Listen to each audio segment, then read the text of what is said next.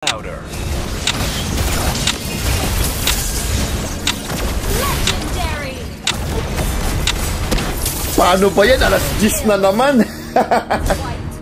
Magre-relapse na naman yung tanga dyan. Mamimiss na naman yung taong hindi na siya iniisip. Masaya na yung sa feeling ng iba. Sabi ni TW Sky Prof, kapag pull off siya, pahingi advice. Pull off? Wala na yan. Tanggapin mo na, Perd. Iwalayin na yan, may iba na yan. Sorry, masakit, pero tanggapin mo, Perd. Pull off? Lolo mo, pull off, sabihin mo sa kanya. Tsaka man ang hihingi ng space, sabihin nyo, hotdog. Sobra. Di mo sakit talaga eh. Pag pull off, ganyan na yan, may iba na yan. Pull off. Luma na yan.